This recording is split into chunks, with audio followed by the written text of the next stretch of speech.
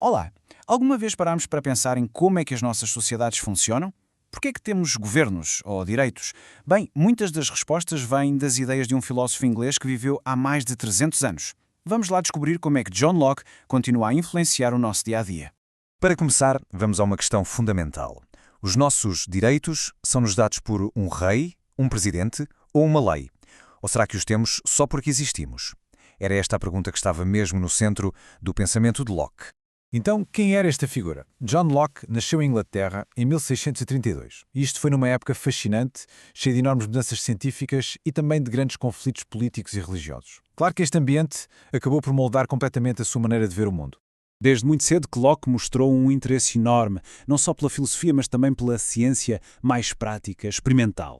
Em Oxford, por exemplo, ele não se contentou com os ensinamentos tradicionais e preferiu ler os filósofos modernos da sua época. E foi esta combinação de filosofia com medicina que o tornou um pensador muito prático, com os pés bem assentos na terra. E agora vamos à primeira grande ideia de Locke.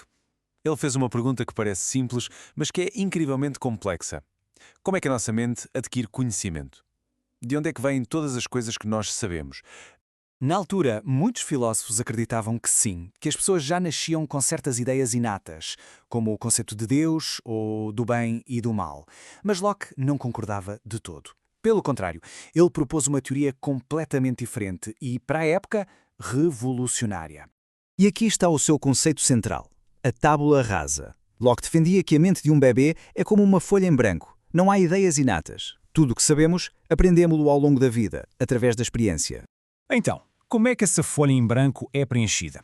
Locke dizia que era um processo com duas fases. Primeiro, os nossos sentidos captam a informação do mundo, cores, sons, texturas. Depois, a nossa mente reflete sobre essas sensações, organiza-as, combina-as e assim cria ideias complexas. No fundo, todo o conhecimento vem da experiência.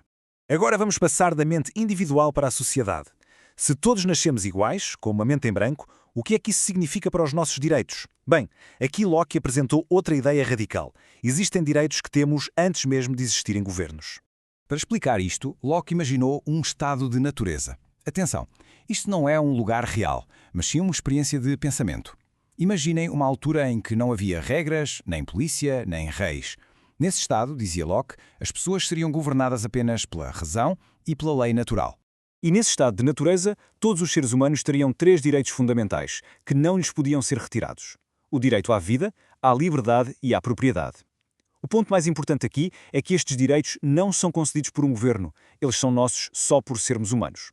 Ok, mas se as pessoas já têm estes direitos no estado de natureza, por que é que iriam criar governos? A resposta de Locke está na segurança. Ele argumentava que, para proteger melhor estes direitos, as pessoas decidem juntar-se e formar uma sociedade organizada através de um acordo. Vamos ver as trocas que estão aqui em jogo. No estado de natureza, há liberdade total, mas também uma insegurança constante, porque não há ninguém que garanta que os nossos direitos são respeitados. Já numa sociedade com governo, abdicamos de uma parte dessa liberdade em troca de estabilidade e da proteção desses mesmos direitos. A isto Locke chamou o contrato social. E não é um documento que se assina, é mais um acordo implícito. O povo concorda em obedecer às leis e o governo, por sua vez, tem uma única e principal função: proteger a vida, a liberdade e a propriedade dos cidadãos. Ou seja, o poder do governo vem do consentimento do povo. Mas e o que acontece se o governo se tornar demasiado poderoso e começar a violar os direitos que devia proteger? Locke também pensou nisto, e as suas ideias para limitar o poder do governo foram verdadeiramente inovadoras para a sua época. A sua principal sugestão foi a separação de poderes.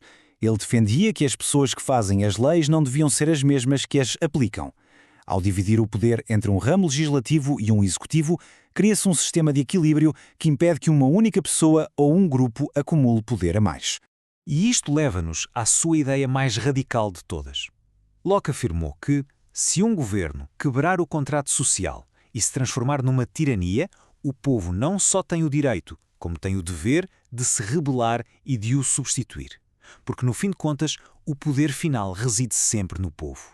Pode parecer história antiga, mas estas ideias de há 300 anos são a base de grande parte do mundo em que vivemos hoje.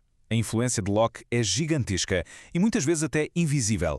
Olhem só para este efeito dominó. As obras dele inspiraram revoluções e a fundação de nações inteiras.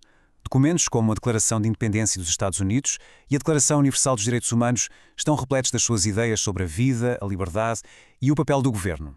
Encontramos o legado de Locke por todo o lado, nas nossas democracias, nas constituições que garantem os nossos direitos e na ideia fundamental de que um governo só é legítimo se tiver o consentimento do seu povo. Até a forma como se pensa a educação e o pensamento crítico têm as suas raízes em Locke. E assim terminamos, com uma pergunta para a reflexão. As ideias de Locke deram-nos um modelo para a liberdade e a justiça, mas a tarefa de as proteger no mundo de hoje, bem, isso é um desafio contínuo para todos nós.